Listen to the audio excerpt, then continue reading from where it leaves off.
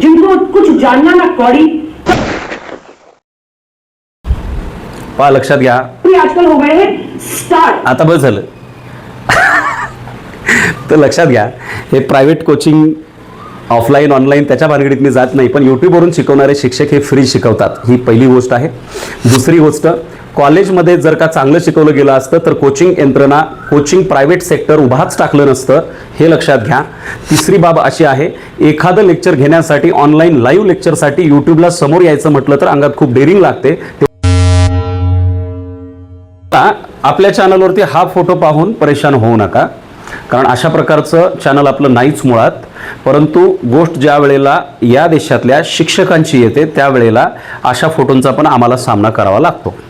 ठीक आहे, देशामधल्या एका टॉपच्या न्यूज चॅनलची जी अँकर आहे, पत्रकार तर मी म्हणू शकत नाही, कारण ग्राउंडवरचं काम ज्या बाईला बिलकुल जमत नाही, त्या आदरणीय अंजनाताई ओम कश्यप ह्या शिक्षकांबद्दल काय बोललेत देशभरातल्या, ते थोडंसं आता आपण अगोदर ऐकून घेऊ आणि नंतर थोडंसं दम काढा कमेंटसाठी. आताच कमेंट करू नका, आधी त्यांचं ऐकू आणि मग आपलं मत त्याच्यावरती व्यक्त करू. काय म्हणाल्या बाई बघा. आजकल हो गए हैं स्टार टीचर्स, यूट्यूब वाले स्टार टीचर्स, जिनको कुछ जानना ना कौड़ी, कभी ब्लैक बोर्ड लेकर कुछ एक्सप्लेनर बनाते हैं.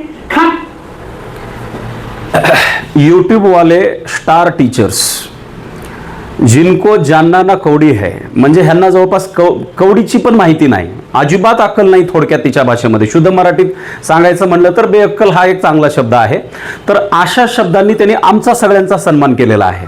म्हणजे यूट्यूबवरती शिकवणारे शिक्षक जे की विद्यार्थ्यांच्या घरापर्यंत मोबाईलच्या माध्यमातून, इंटरनेटच्या माध्यमातून ज्ञानाची गंगा पोहोचवण्याचं काम करतायत, विदाऊट फीस, विदाऊट मनी, विदाऊट एनी चार्ज, कुठलेही पैसे न आकारता.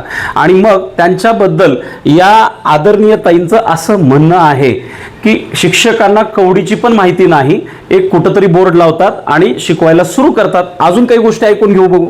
व्यूज बटोरते हैं, उटपटांग ग्रैब्स लिखते हैं और उसके बाद से अपने आप को इतना महारथी समझने लगते हैं कि कुछ लोग उनको फॉलो करने लगते हैं उनके तमाशे की वजह से, और फिर वो जाकर जहां पर जो आता है. ऐकताय ना भाषा, की मग हे शिकवतात, व्हायरल होतात, काही व्ह्यूज यांना मिळतात आणि मग स्वतःला हे शिक्षक हिरो समजायला लागतात. अहो मॅडम, मी तर फार छोटा यूट्यूबर आहे, फार छोटा शिक्षक आहे, पण या देशामध्ये खान सर सारखे इतके अप्रतिम टीचर आहेत की जे विद्यार्थ्यांना अगदी त्यांना अफोर्डेबल कॉस्टमध्ये, त्यांना परवडेल अशा कॉस्टमध्ये शिक्षण त्यांनी त्यांच्या दारापर्यंत पोहोचवलेलं आहे. आणखीन बरेचसे सारे आहेत, सगळ्यांची नावं इथं मी घेत बसत नाही. असे तमाम शिक्षक ज्यांच्या सपोर्टमध्ये मी स्वतः तर आहेच, आपण सगळ्यांनी पण असणं आवश्यक आहे. शिक्षकांबद्दल बोलत असताना थोडासा विचार करायला पाहिजे होता. मूळ बाब अशी आहे, यांना बोलायचं होतं नीट परीक्षेचा पेपर लीक झाला त्याबद्दल.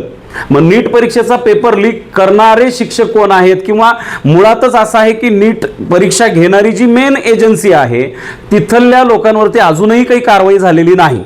चला जाऊ द्या, त्याच्यामधलं इन्व्हेस्टिगेशन करणं हे माझं काम नाही. त्याच्याबद्दल सन्माननीय सुप्रीम कोर्ट आहे, CBI सध्या त्याच्या पाठीमागे लागले. या विषयाच्या अनुषंगानं ताईंना काहीतरी बोलायचं होतं, पण ताईंची जीभ घसरली. शकल और अक्कल का कुछ लेना देना नाही, असं यांच्याकडे पाहिल्यानंतर 100% आता मला वाटायला लागलेलं आहे. आणि ते प्रूफच मला या ठिकाणी मिळालं या व्हिडिओच्या माध्यमातून. एक विषय नीट पेपरच्या लीकच्या संदर्भात आहे. अहो, एकच विषय झालाय का असा देशामध्ये? खूप साऱ्या गोष्टी झाल्या. त्यावेळेला पत्रकार म्हणून तुम्ही, तुमचं नेटवर्क, तुमची यंत्रणा काय करत होती? देशामध्ये एवढी अनेक इतर सगळ्या समस्या होत्या, त्यावेळेला तुम्ही काय करता, कशा पद्धतीने काळा व्यवहार करता, हे आम्हा सगळ्यांना माहिती आहे. अख्ख्या देशवासियांना माहिती आहे की हे न्यूज चॅनल विकले गेलेले आहेत या ठिकाणच्या चुकीच्या राज्यकर्त्यांना, आणि त्यांची गुलामी हे सगळे करतायत. सन्मानाने शिकवणाऱ्या शिक्षकांच्या बद्दल अशी चुकीची विधानं करत असताना यांना विचार करणं आवश्यक होतं.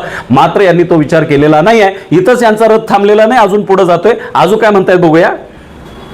वो बोलते हैं और उसके दम पर फिर वो पैसे वसूलते हैं, छात्रों से वसूलते हैं, छात्रों से पैसे वसूलते हैं. यूट्यूब का टीचर यूट्यूबर्स हैं और जो शिक्षक हैं उनमें फर्क है.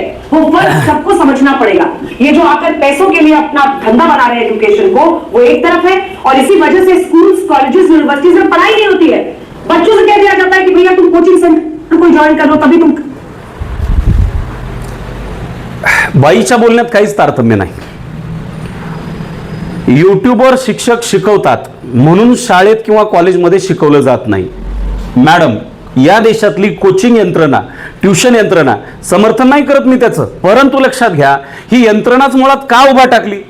जर शाळा महाविद्यालयामधले शिकवणारे टीचर एक्सपर्ट असते किंवा त्यांनी व्यवस्थित शिकवलं असतं. आता शिकवण्याची इच्छा खूप शिक्षकांची आहे, पण सरकार त्यांना शिकवू देते का? नको त्या कामामध्ये त्यांना अडकवून टाकलेलं आहे.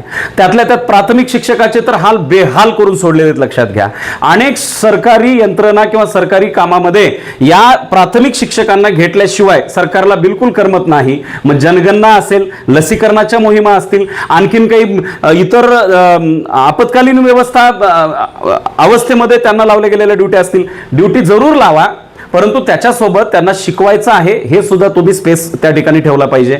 यांचं म्हणणं असं येऊ लागलेलं आहे की इथे युट्यूबवर शिकवणाऱ्या शिक्षकांच्यामुळे शाळेत किंवा कॉलेजमध्ये शिकवलं जात नाही, परंतु असं नाही. कॉलेजात शिकवलं गेलं नाही म्हणून ट्युशन यंत्रणा उभी टाकलेली आहे. प्रायव्हेट पॅरलल यंत्रणा एवढ्या मोठ्या प्रमाणामध्ये उभा टाकण्याचं कारण म्हणजेच कॉलेजमध्ये शिकवलं जर असतं तर अजिबात काही गरज पडली नसती, परंतु कॉलेजामध्ये जर काही झालं नाही त्याच्यामुळेच तर ही पॅरलल यंत्रणा उभा टाकलेली आहे. थोडंसं उलटं व्हायला लागले ताई, जरा सुलटं बोला, अजून बघूया. कर पाओगे ये कैसी व्यवस्था में हम जी रहे हैं? ये बहुत बड़ा सवाल है आज हमारे साथ. पहा, लक्षात घ्या, आजकल हो गए हैं स्टार्ट. आता बस झालं. तर लक्षात घ्या, हे प्रायव्हेट कोचिंग ऑफलाईन ऑनलाईन त्याच्या भानगडीत मी जात नाही, पण यूट्यूबवरून शिकवणारे शिक्षक हे फ्री शिकवतात, ही पहिली गोष्ट आहे. दुसरी गोष्ट, कॉलेजमध्ये जर का चांगलं शिकवलं गेलं असतं तर कोचिंग यंत्रणा, कोचिंग प्रायव्हेट सेक्टर उभाच टाकलं नसतं, हे लक्षात घ्या. तिसरी बाब अशी आहे, एखादं लेक्चर घेण्यासाठी ऑनलाईन लाईव्ह लेक्चरसाठी यूट्यूबला समोर यायचं म्हटलं तर अंगात खूप डेअरिंग लागते, तेवढं प्रिपरेशन लागतं, तयारी करावी लागते. 1 तासाचं लेक्चर घेण्यासाठी रात्र जागून मटेरियल रेडी करावं लागतं, पीपीटी बनवावं लागतात, नोट्स रेडी कराव्या लागतात आणि मग ऑनलाईन शिकवता येऊ शकतं. कॅमेराला फेस करण्याची शक्ती त्या शिक्षकाच्या अंगात असली पाहिजे.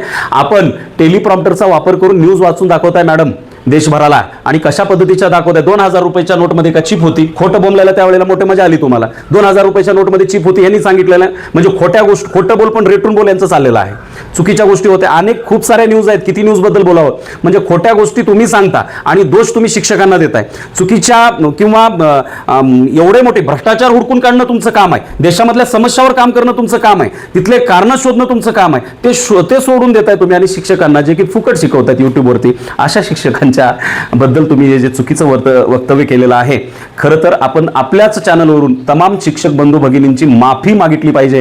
अरे खूप सारे शिक्षक आहेत ज्यांनी सध्या शिक्षणाची ही गंगा जनसामान्यापर्यंत आणली आहे. मोबाईल फोन सगळ्यांच्याकडे उपलब्ध आहे आणि त्या मोबाईल फोनच्या आधारे कोविडमध्ये एवढी मोठी प्रॉब्लेम क्रिएट झाली होती, शिक्षण व्यवस्था बंद पडली होती. कोण जीवन ठेवली आहे? युट्यूबवाल्यांनी ती शिक्षण व्यवस्था जीवन ठेवलेली आहे.